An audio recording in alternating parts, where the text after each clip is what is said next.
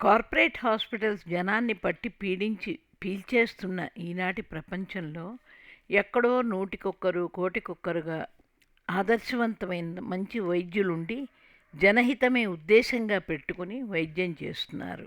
కానీ వాళ్ళ మంచితనాన్ని దురుపయోగంగా చేసుకుంటూ వాళ్ళని అప్రదిష్ట పాలు చేసి తద్వారా లబ్ధి పొందాలని ప్రయత్నిస్తున్నారు కొందరు దుర్మార్గులు.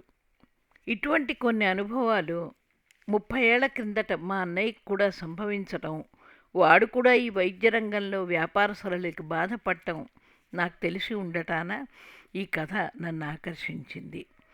ఈ రోజులు రోగుల పట్ల జాలి చూపించి సానుభూతితో వాళ్ళకి సేవ చేసే రోజులు కావని, హంగు ఆర్భాటం ప్రచారం కులం బలం లేకుండా మనగలగటం చాలా కష్టమని, ఈ రోజున డబ్బు చుట్టూనే ప్రపంచం తిరుగుతోందని, మానవత్వానికి విలువ లేదని ఈ కథ ద్వారా రచయిత్రి డాక్టర్ ఆలూరి విజయలక్ష్మి గారు మనకు తెలియజేస్తున్నారు. ఈ కథ పేరు సుగంధం.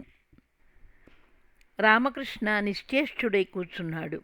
కన్ను ఎటు తిప్పిన బాక్సు కట్టి ప్రచురించిన ఆ వార్తే కనిపిస్తోంది. నీరెండ మెట్లెక్కి పారాడుతూ అతని పాదాల్ని చేరుతోంది. ఇంటికి సమీపంలో ఉన్న ఆలయంలో నుంచి భగవద్గీత శ్లోకాలు వినిపిస్తున్నాయి. ఫలితాన్ని గురించి పట్టించుకోకుండా నీ కర్తవ్యాన్ని నువ్వు నిర్వర్తించమని ఉద్బోధిస్తున్నాడు కృష్ణుడు. నిరాసక్తంగా ఉన్నప్పటికీ రామకృష్ణ చెవుల్లో గీతామృతం ప్రవహిస్తోంది. అవును, ఇప్పటి వరకు తన కర్తవ్యాన్ని తను సక్రమంగా నిర్వర్తిస్తున్నాననే నమ్మకంతోనే ఉన్నాడు. ఇతరులు నీ పట్ల ఎలా వ్యవహరించాలని నువ్వు వాంఛిస్తున్నావో నువ్వు ఇతరుల పట్ల అలాగే వ్యవహరించు అనే సర్వమతాల సూక్తిని మనస్సా వాచా కర్మణ ఆచరణలో పెట్టడానికే ప్రయత్నిస్తూ ఉన్నాడు అతను. కానీ ఇప్పుడు ఇలా ఎందుకు జరిగింది? ఎక్కడో ఏదో లోపం ఉంది. ఆత్మపరిశీలన చేసుకుంటూ గతాన్ని స్పర్శిస్తున్నాడు డాక్టర్ రామకృష్ణ. మధ్యతరగతి మిథ్యా విలువలు సంకెళ్ళవుతూ తను పుట్టిన కులం ప్రతి మెట్టుపైన అవరోధమవుతూ ఉండగా పోస్ట్ గ్రాడ్యుయేషన్ని పూర్తి చేశాడు తను.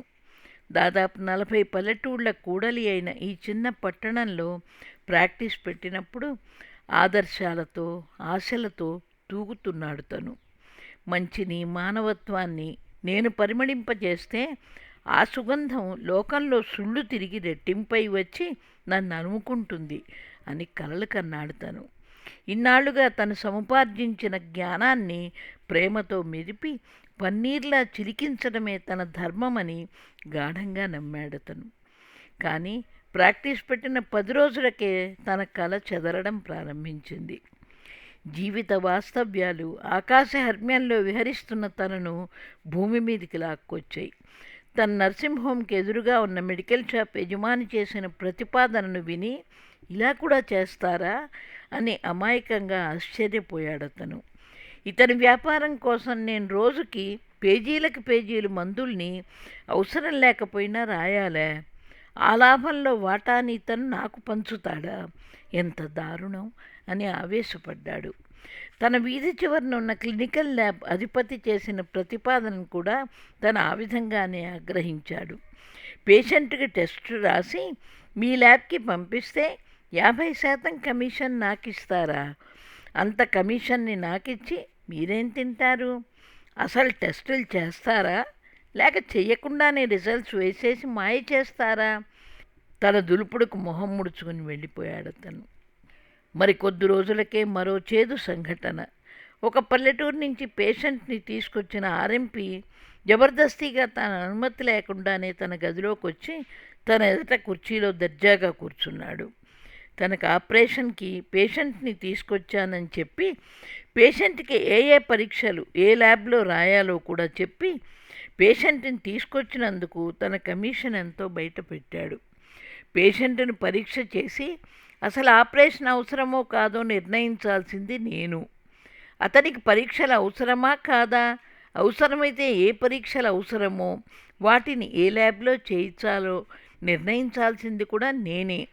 ఇక నేను చేస్తున్నది ప్రాణాలని కాపాడే వృత్తి, కమిషన్ వ్యాపారం కాదు అంటూ కఠినంగా అన్నాడు తను. తన ధోరణి అతనికి మింగుడు పడలేదు. మీకు ఇంకా కొత్త అనుభవం లేదు. పల్లెటూళ్ళల్లో పేషెంట్స్కి మేము ఎంత చెబితే అంత. మేము ఏ డాక్టర్ దగ్గరికి వెళ్ళమంటే ఆ డాక్టర్ దగ్గరికే వెడతారు. మీరు ప్రాక్టీస్లో నిలదొక్కుకోవాలంటే మా సహాయం తీసుకోవడం తప్పనిసరి, అది గుర్తుంచుకోండి అంటూ బెదిరించి పేషెంట్ని తీసుకుని వెళ్ళిపోయాడు అతను. కొద్ది రోజుల వ్యవధిలో తనను కలవరపెట్టే మరో సంఘటన జరిగింది. తన కులానికి చెందిన ఒకతను తను వారి కులం వాడేనని తెలుసుకుని ఒక కృత్రిమపు నవ్వుని ముఖానికి తగిలించుకుని ప్రేమను ఒలకపోస్తూ వచ్చాడు. ఒకసారి మన వాళ్ళందరినీ కలవండి, మన ఊళ్ళో పెద్దవాళ్ళని కలిస్తే మీకెంతో అండ.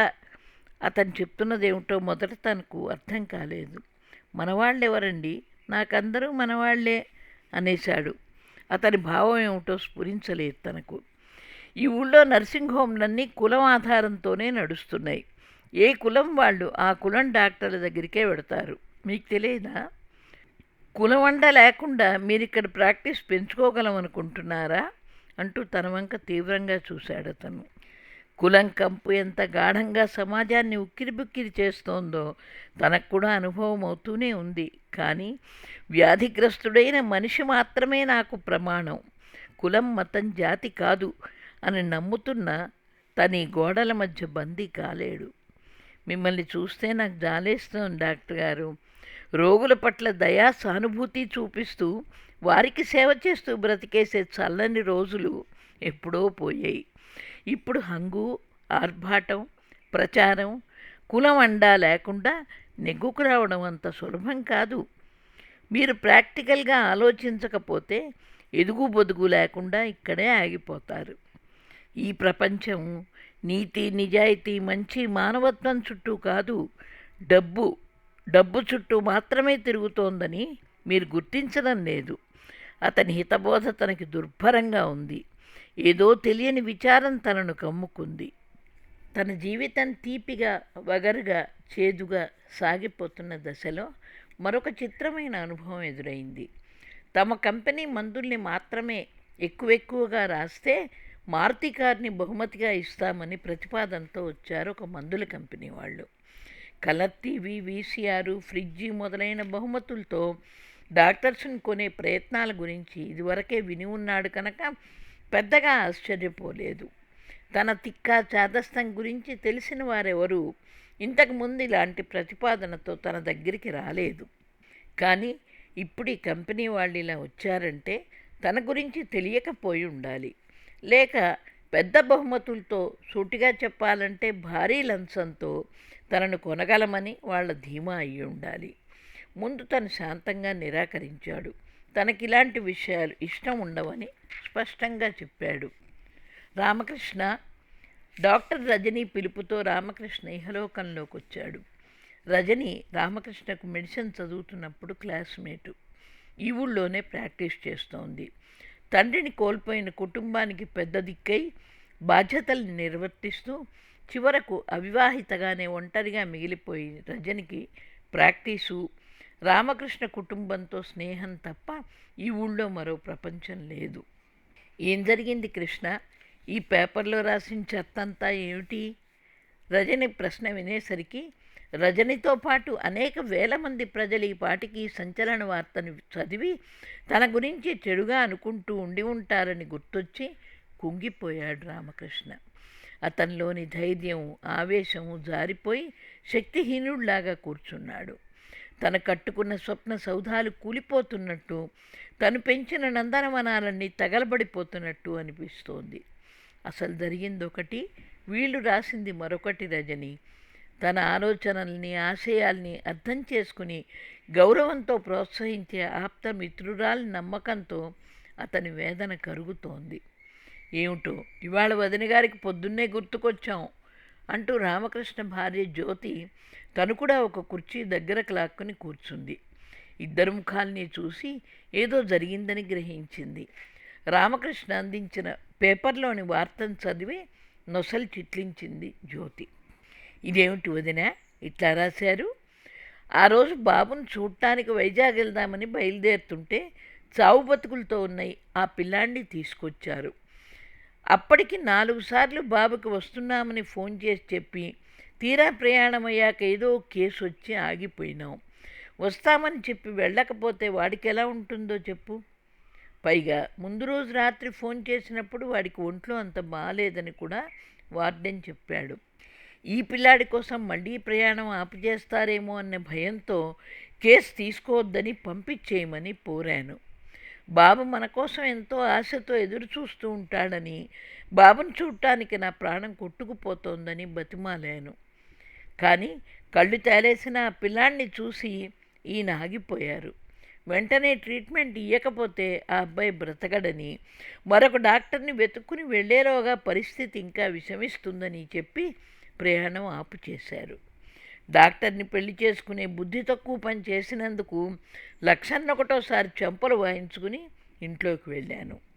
తన ఆశాభంగాన్ని తలుచుకుని భర్తపై చిటపట్లాడే జ్యోతికి ఒక ప్రాణాన్ని నిలపటం కోసం అతను పడే తాపత్రయాన్ని చూసి అంతరాంతరాల్లో ఎంతో గౌరవము, వాంతులు విరోచనాలు, తీవ్రమైన డీహైడ్రేషన్తో వచ్చిన ఆ పిల్లాన్ని బ్రతికించడం కోసం 2 రోజులు ఎంతో శ్రమించిన తన భర్తపై ఇంత నింద రావటం ఆమెకు చాలా బాధని కలిగించింది. గ్యాస్ట్రోఎంట్రైటిస్, సివియర్ డీహైడ్రేషన్తో పేషెంట్ని తీసుకొచ్చారు రజని. అన్నీ తగ్గి వాడు కోలుకోవడానికి 5 రోజులు పట్టింది. మర్నాడు డిశ్చార్జి చేసేస్తామని కూడా చెప్పాం. ఆ రోజు ఆదివారం, ఎమర్జెన్సీ ఏం లేదు కదా అని బాబు దగ్గరికి వెళ్ళాం.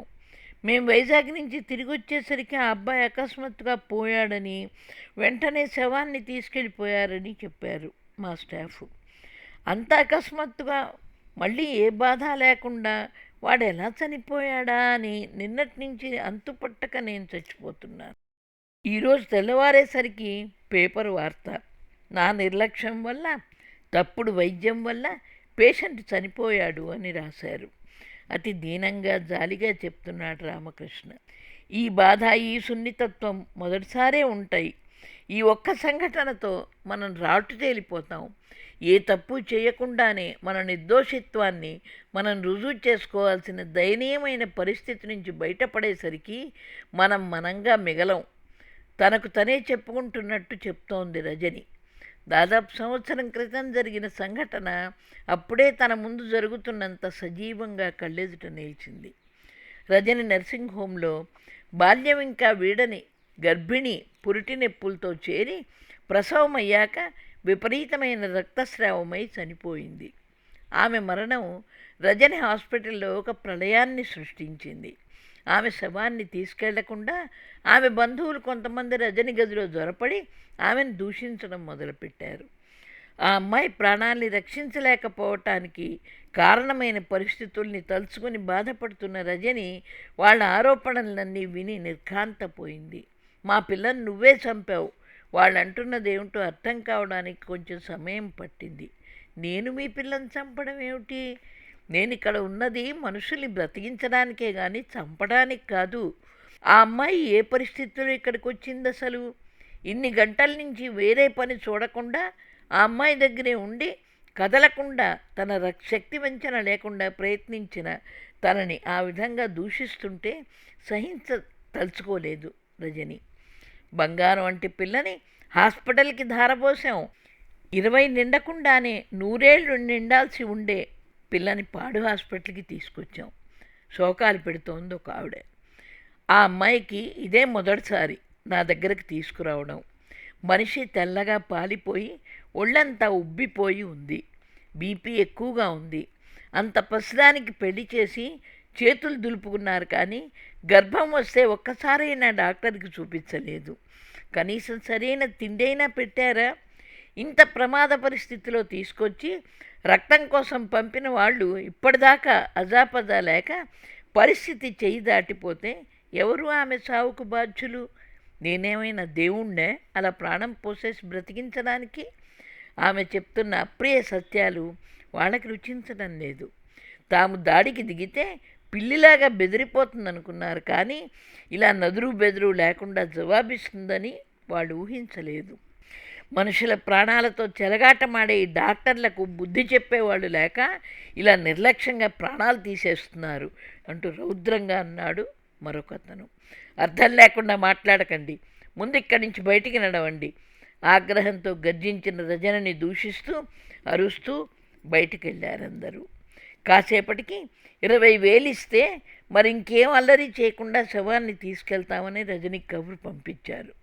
రజనికి విపరీతమైన కోపం వచ్చింది. అంతులేని దుఃఖం వచ్చింది. తనను ఆ అమ్మాయి చావుకి బాధ్యురాల్ని చేసి దోషిగా నిలబెట్టినప్పుడు కూడా అంత బాధ కలగలేదు. తమ మనిషి పోయిందన్న దుఃఖంతో అజ్ఞానంతో అలా ఆగ్రహిస్తున్నారని సరిపెట్టుకుంది. కానీ ఈ దిగజారుడుతనానికి శవంతో బేరాలు చేస్తున్న ఈ నైత్యానికి తట్టుకోలేకపోతుంది. క్రమేపీ మానవీయ విలువలతో కూడిన సమూహాల స్థానే డబ్బు పిశాచాలు నాట్యమాడుతున్నాయనే వాస్తవం ఆమెకు భీతిని కలిగించింది. సమయానికి రామకృష్ణ కూడా ఊళ్ళో లేకపోవడం వల్ల మరెవ్వరితో చెప్పుకోవడానికి చిన్నతనం అనిపించి ఒంటరిగా ఎదుర్కోవడానికే సిద్ధపడింది. వారికి తను డబ్బివ్వాల్సిన పనేమీ లేదని, ఒక్క పైసా కూడా ఇవ్వనని స్పష్టంగా చెప్పింది.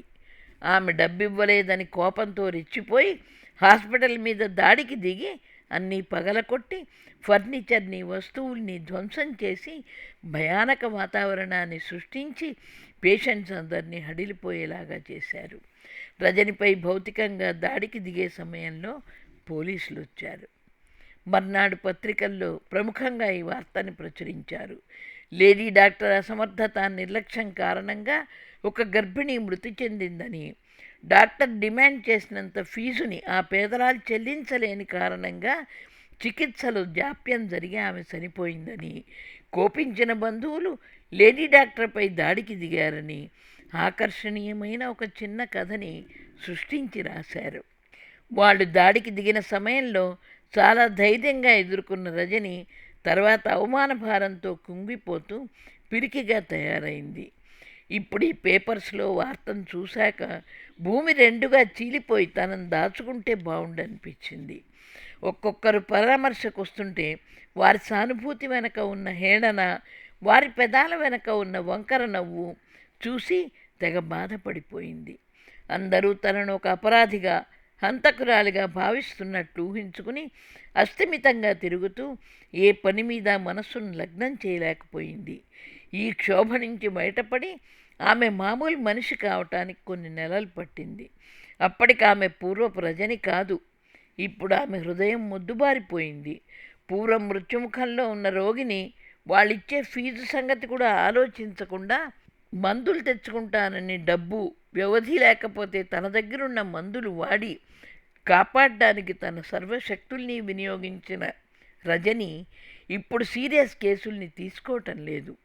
పడి నిద్రాహారాలు లేకుండా చేసి ఒకవేళ తన ప్రయత్నం విఫలమై రోగి చనిపోతే విచారంతో ఊరుకుంటే పర్వాలేదు.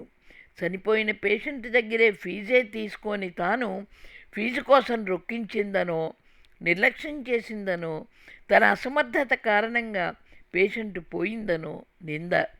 ఎందుకు వచ్చిన టెన్షన్ తనకి అనే మనస్తత్వం వచ్చింది. ఒక్కసారి అదంతా గుర్తుకొచ్చింది రజనికి. ఆ రోజు తన మీద అన్యాయంగా దాడికి దిగి భౌతికంగా మానసికంగా నష్టాన్ని కలిగించిన రౌడీలు కులపెద్దల అండతో, డబ్బు మహత్యంతో శిక్ష లేకుండా తప్పించుకుని మామూలుగా తిరుగుతున్నారు. తనకు మాత్రం మచ్చ మిగిలింది. అసలు పిల్లాడి తల్లిదండ్రులు పేపర్ వాళ్లతో ఇంత అబద్ధాన్ని ఎందుకు చెప్పారు? ఒకవేళ వాళ్ళు చెప్పినా నన్ను కూడా అడిగి నిజమేమిటో తెలుసుకుని వార్త ప్రచురించాలని కనీసం మర్యాదను ఎందుకు పాటించలేదు పేపర్ వాళ్ళు? ఆవేదనగా అన్నాడు రామకృష్ణ. వాళ్ళకు కావాల్సింది సంచలన వార్త. ఇది మనల్ని ఎంతగా గాయపరుస్తుందో వాళ్ళకు అర్థం కాదు అంది రజని. ఇన్నేళ్ల ప్రాక్టీస్లో మీరెవరికీ అంతుపట్టని ఎన్నో కేసుల్ని నయం చేశారు. ఎంతోమంది సీరియస్గా ఉన్న రోగుల్ని చావకుండా కాపాడారు. ఉన్న డబ్బంతా మందులకు మాకులకు అయిపోయి తోచిందేదో చేతిలో పెట్టి దండం పెట్టి వెళ్తే మారు మాట్లాడకుండా ఊరుకున్నారు. ఇంత చేస్తున్న మీ గురించి ఎప్పుడైనా ఒక్కసారైనా పేపర్లో ఏదో ఒక మారుమూల 2 ముక్కలైనా మంచిగా రాశారా? ఇప్పుడు ఈ అభూతి కల్పనని మాత్రం ప్రముఖంగా ప్రచురించారు. రేపెప్పుడో నిజం తెలిసాక ఇది అబద్ధమే అని రాసినా ఇప్పుడు జరిగిన హాని సమసిపోతుందా? ఇప్పుడు మీరు అనుభవిస్తున్న మానసిక క్షోభ మాట ఏమిటి? తన గురించి బాధపడుతూ మాట్లాడుతున్న భార్య వంక ఆర్ద్రంగా చూశాడు రామకృష్ణ. నిజం తెలుసుకుని వార్త రాయాలి, తొందరపడి అబద్ధాలతో ఒక వ్యక్తిపై బురద జల్లకూడదు, అంతవరకు ఒప్పుకుంటాను. కానీ నేను రోగులకు చేసింది నా వృత్తి ధర్మాన్ని సక్రమంగా నిర్వర్తించను. సహజంగా జరగాల్సింది జరిగితే అది వార్త ఎలా అవుతుంది? అంత బాధలోనూ విచక్షణ కోల్పోని రామకృష్ణ వంక అభిమానంగా చూసింది రజని. అసలు మన విషయంలో సమాజంలోని అన్ని వర్గాల ప్రజల్లోనూ ఇంత వ్యతిరేక స్పందన ఉండడానికి కారణం ఏమిటి? మనం ఆత్మపరిశీలన చేసుకోవాల్సిన అవసరం ఉంది కృష్ణ.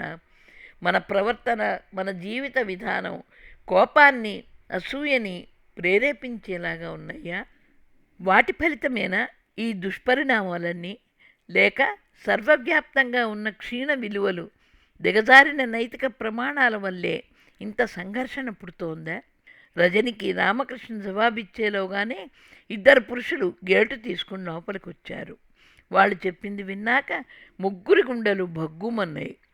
చనిపోయిన పిల్లాడి తండ్రి వినియోగదారుల కోర్టులో డాక్టర్ రామకృష్ణ నిర్లక్ష్యం, తప్పుడు ట్రీట్మెంట్తో తన కొడుకు చనిపోయాడని, తమకు 10 లక్షల నష్టపరిహారం ఇప్పించి న్యాయం చేకూర్చవలసిందని కేసు వేశాట.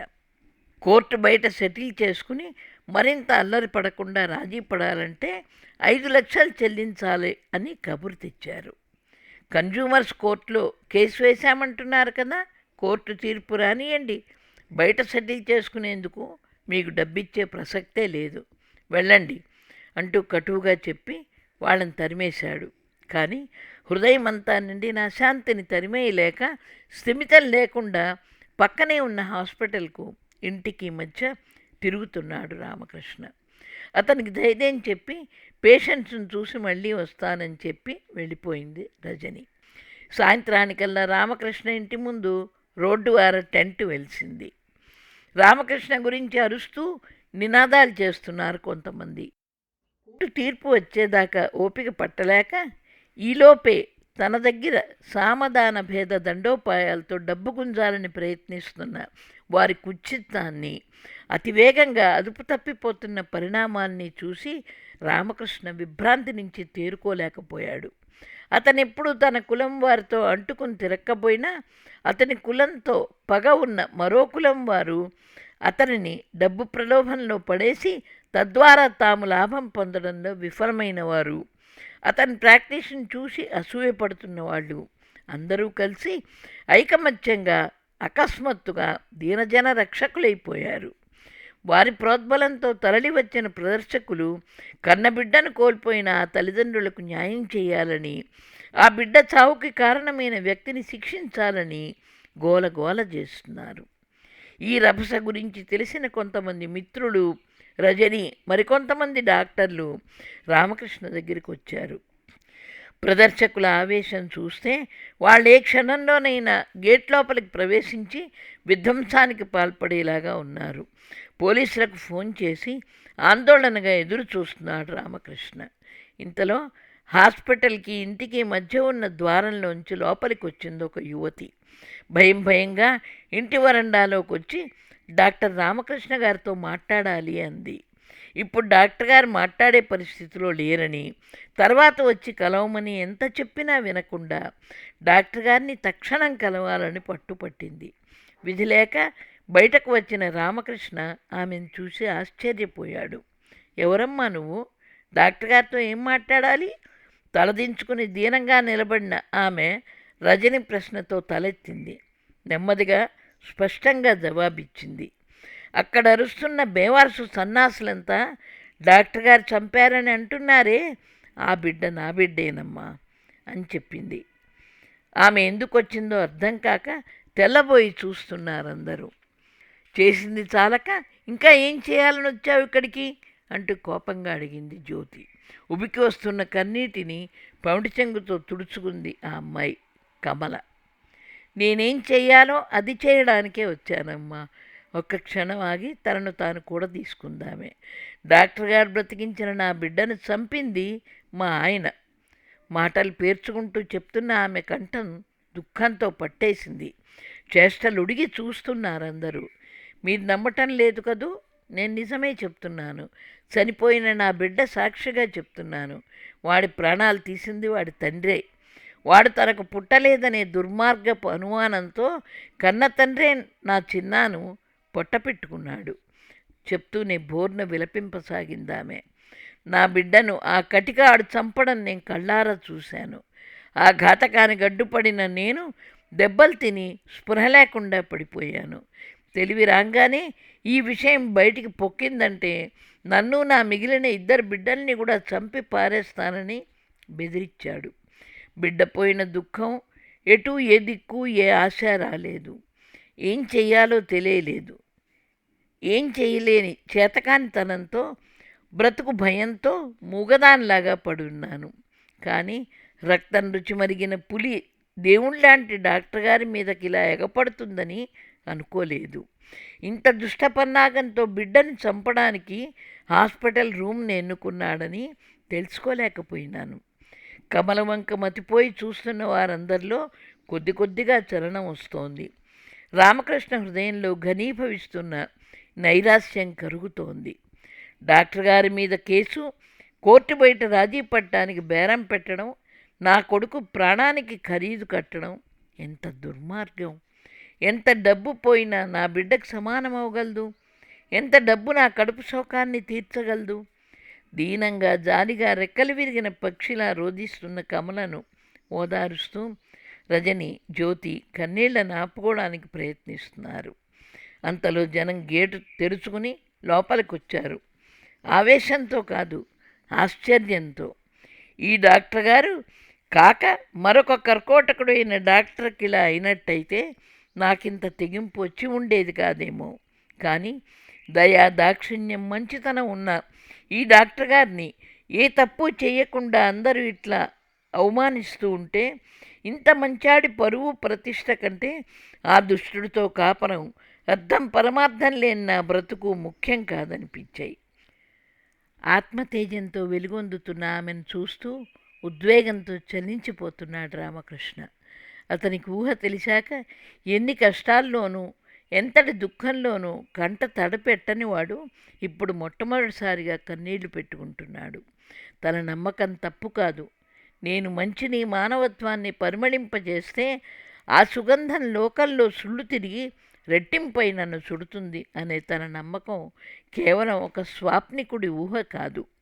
దేవుడు లాంటి డాక్టర్ గారి లాంటి వారికి ఇలాంటి శిక్షలు వేస్తే మంచి, మానవత్వం ఈ లోకంలో ఈ మాత్రంగానైనా బ్రతికుంటయ్యా?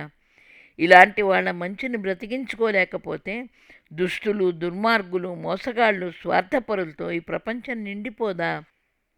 అప్పుడు దీనులు, దుఃఖితులు అయిన నాలాంటి వారికి అండగా ఎవరు మిగులుతారు?